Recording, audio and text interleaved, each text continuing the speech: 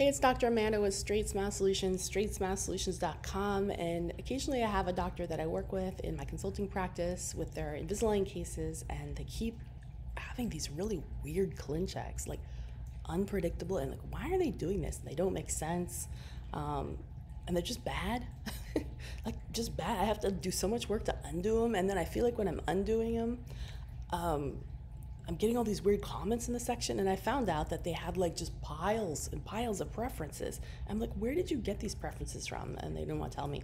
But y'all, if you have so much preferences in your stuff, it just makes weird treatment plans just bad.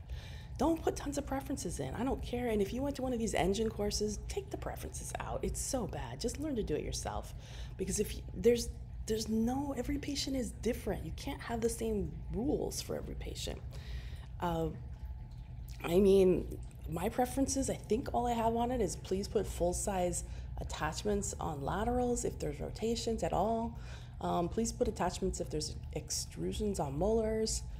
Please finish the case with 3 points of molar contact, 2 premolar, light canine guidance, and no anterior contact, assuming there's opposing. And yeah, and then I tend to double my number of aligners, but I don't write that in the preferences because I don't like that. That's it. That's all I have. And then I really just look at the case because there were two things I saw chronically and they made no sense to me. Number one, they were not starting and stopping on the same aligner. You'd have 45 aligners on top and 30 aligners on the bottom. Well, think about this from the patient's perspective. They're going to get to aligner number 30 and then they're going to run out of lower aligners while they're trying to finish the top for 3 months. What are they wearing on the bottom? Yeah, and it said specifically in their preferences, don't give passive aligners. That is mean not to give passive aligners. That makes no sense. So your two options are either you're going to give passive aligners, which means at least they're wearing something and it acts like a retainer, which I think is great. At least they have something clean to wear because they got to wear something. They don't want to wear the same nasty aligner for 3 months. Or you can intentionally slow down the lower movements, which I don't have a problem with either. You know, that's normally what I do. Because if you have more to do on one than the other, I'd rather just slow down the other arch to make it more predictable. You know, and then if later it's too slow, I can speed the other one up.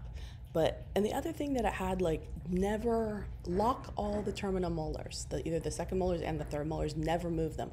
Well, that's fine and dandy if this patient is 80, but this patient is 14, you cannot do that. You cannot not move the second molars. Why? Because they're in crossbite, because they need uprighting, because you need to level the curve of SPE, and it made the bite look terrible and function terrible.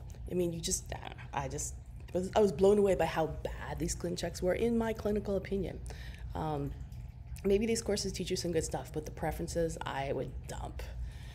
It's just not good, and just learn to do it right. It's not hard. It's really not that hard. Watch my videos. I have a lot of content, and it'll actually make sense. All right, and again, this is all in my clinical opinion, so I don't need Molis or Galler or Line Technology coming after me. In my clinical opinion, I would dump those preferences. That's all I'm saying. All right, thanks.